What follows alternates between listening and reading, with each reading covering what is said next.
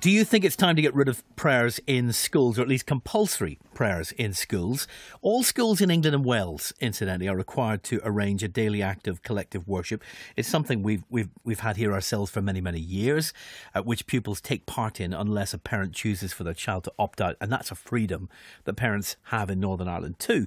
But in Wales, this is interesting. A 15-year-old two schoolgirls are challenging the compulsory prayer provisions. Rhiannon Shipton and Lily McAllister Sutton submitted a petition to the Welsh Assembly saying that their school should not be able to force pupils against their personal will to take part in daily religious services.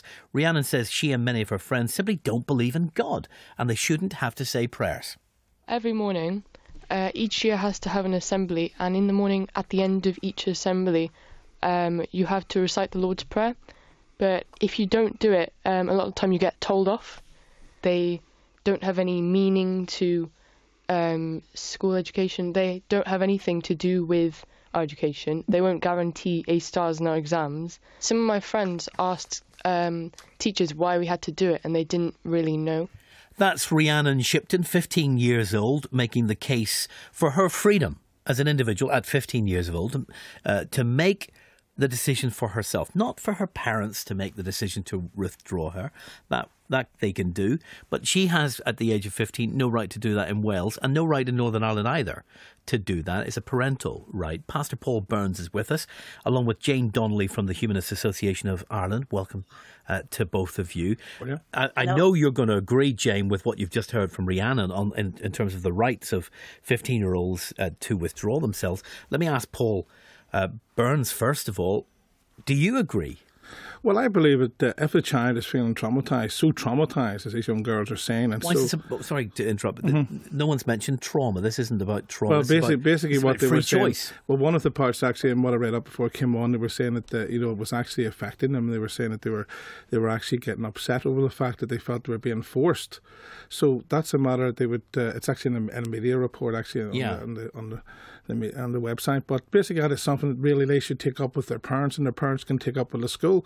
And they shouldn't be getting forced. If they feel that bad about it, they can actually be removed from it by parental consent. But that's not the issue we're debating. We know that parents have the right to withdraw children. The question is whether children should have the right, whether or not they're traumatised, Paul, simply because they don't believe in God or they don't want to be there. They go to school for an education. Why should they be forced by the law to take part in prayers? Because essentially we are a Christian nation. We believe in the teachings out of the Bible, the Judaic teachings, and that is part of the curriculum. That is part of the way it has been through our nation down the line, that we've always begun our studies.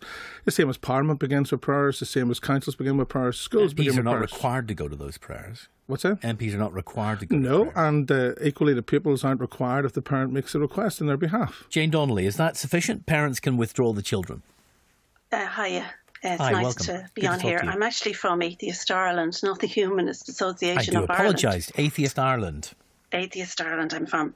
Now, I don't agree with that view because I believe, and most people these days believe, in the rights of the child. We do. The UK, Northern Ireland and Ireland have all signed up to the Convention on the Rights of the Child. And I'm absolutely delighted to hear Rhiannon speak like that and to speak up about her rights as a child. And we get confused in both jurisdictions over the right to education.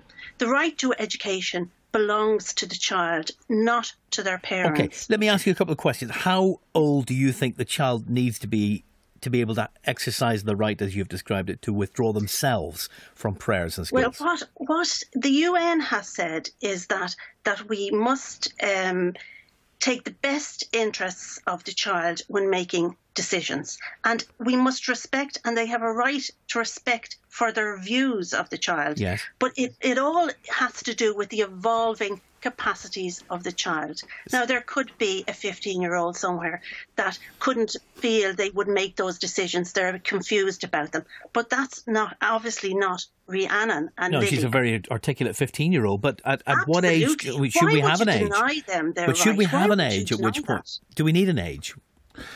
Well, it's quite clear that this young girl is making a point, and she's launched a petition. Equally, there was a petition launched against it, and it had over 2,000 votes in Wales. People signed up to it as well, which is mentioned on the media. A child has the right, but basically it exercises through its parents. I mean, the parents are there to look after the child until it comes of an age of responsibility. That means the child doesn't have the right if the parents I alone disagree with exercise it. Well, there is. We have to develop human rights. There's human rights for adults and there's human rights for children. There are certain children that are more developed quicker than others, but the child does have the human right to be able, if it wishes and feels in any way it doesn't want to, can approach the parent and speak to the parent, and the parent can act on its behalf. Jane, can I ask you about what you've just said about the European Convention on the rights of the child? The Convention on the Rights of the Child, the UN Convention on the Rights of the Child. The UN Convention. Yeah. Are you alleging then that the current law as it applies in Northern Ireland is inconsistent with that convention? I am saying that. And last year, the UK was up at the UN under the Convention of the Rights of the Child. And the UN Committee on the Rights of the Child recommended that the UK repeal the legal provisions for compulsory attendance at collective worship in publicly funded schools. And then they had to independently exercise the right for children to withdraw from religious worship if they wanted to do so, children under 15. That's where that's coming from. So it is clear that is the UN's viewpoint. We do not respect. Yes, but hold on, that's the UN or the European Convention's viewpoint. But where do you draw the line in the right of a Christian nation and a Christian people? In the latest statistics in 2011, it stated that over 84% of the people in Northern Ireland are claimed to be regular church attenders, Christians, or believed in the Bible. Now, when does human rights get violated? And that's the question. If the people of Northern Ireland want their children to attend, if they want them to be educated to a certain age... When have the people of Northern Ireland ever been asked the question? Well, let's ask them today, William, we're doing that. I mean, we haven't had a referendum on it. How would we know what the people of Northern Ireland think about this? Well, I would think of the people of Northern Ireland generally, there will be those inside the atheist and humanist community who will let us know what they think. Let's go to Charlie, first of all. Charlie in Carradore. How are you doing, Charlie? Hello, William. Charlie, you're a Christian, are you? Yes, I am indeed. What are your thoughts on this? By all means, if them children don't want to partake in Christian prayers, they should not be forced to, William. Christianity, it's not a forced religion. Christianity is a consensual relationship with Jesus Christ. And in my view, nobody should be forced to pray. Nobody should be forced to bend the knee at Jesus Christ's feet. That's not fair. It's uncalled for. And, and it's not really worship, is it, if someone's telling you must do it? Far, far, far from it, William. Worship's from a free heart, from a free conscience. Well, what do you say to Paul Burns then? He says this is a Christian country, so it follows from that these kids should be required until they're 16 to attend these prayers. What I said is the parents can remove them if they're... No, I didn't say you didn't say that, but you did say that these children should be required until the age of 16, subject to their parents' wishes, in a Christian country to attend prayers. What do you say to that, Charlie? I know the pastor there, and I understand his opinion, his point of view, but mine, is he right? Personally, William, I would agree to differ with him in that regard. I wonder how many other people agree with Charlie, who happens to be a Christian, Paul, and he's saying he might even agree with you it is a Christian country, but he doesn't agree with you that the law should require what I'm this. saying and what I've said is quite clear, that if parents trial the children, wish to remove them because the children do not wish or feel they're being forced, Charlie is quite right. But what I'm saying is... You keep changing the debate. No, we're not here to debate the right of parents to withdraw children. But what I am it already saying, exists. Yes. We're debating whether children without their parents' consent should have the right to withdraw themselves. I feel that is up until the age of 16. That is I know, but let's keep the focus on the actual debate. That is what I'm doing. I feel it up until the age of 16, and I reiterate, although you say I'm changing the debate, it should be exercised by the parent, because I believe that as a Christian country, we are meant to teach a Christian faith. We are meant to start it.